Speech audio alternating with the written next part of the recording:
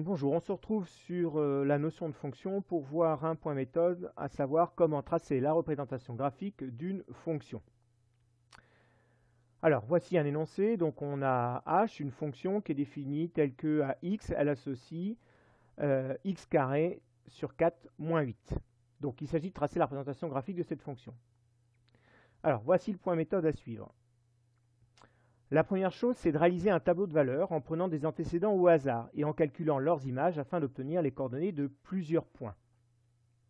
Alors voici un tableau possible, hein, voilà, j'ai placé des antécédents. Ici, je les ai espacés de 1 en 1. Voilà, mais j'aurais pu très bien choisir voilà, ces antécédents-là. Ici, je les ai espacés de 2 en 2.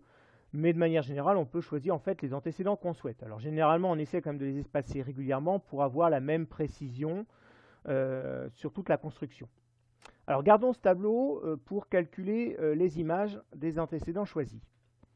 Alors pour calculer l'image de moins 8, il suffit de remplacer dans la fonction h le x par moins 8 et d'effectuer les calculs.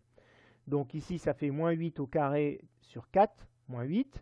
Moins 8 au carré ça fait 64. 64 divisé par 4 moins 8, donc 16 moins 8, donc 8. Donc l'image de moins 8, c'est 8. On fait la même chose avec moins 6. Donc on remplace x par moins 6, on fait les calculs, et ici, à la fin, on trouve 1. Donc l'image de moins 6, c'est 1. On fait la même chose avec moins 4, on remplace le x par moins 4, on effectue les calculs, et l'image de moins 4, c'est moins 4. Et on complète toute la fin du tableau de la même façon en remplaçant par moins 2, puis par 0, par 2, et ainsi de suite. Et on obtient les valeurs suivantes. Une fois qu'on a complété le tableau, on obtient donc des coordonnées de points. Il ne reste plus qu'à les placer sur le graphique. Alors voilà, les points, ils apparaissent ici. En fait, la première colonne nous donne les coordonnées du point A, la deuxième colonne nous donne les coordonnées du point... je répète, la première colonne du point A, la deuxième colonne les coordonnées du point B, et ainsi de suite. Il ne nous reste plus qu'à placer ces points donc sur le graphique. Ici, le point A, c'était coordonné moins 8, 8. Effectivement, on voit bien que sur le graphique ici, moins 8 pour les antécédents lus sur l'axe des abscisses et 8 pour l'image lue sur l'axe des ordonnées. Pour le point B, c'est moins 6, 1. Et effectivement, on voit bien moins 6 ici, puis 1.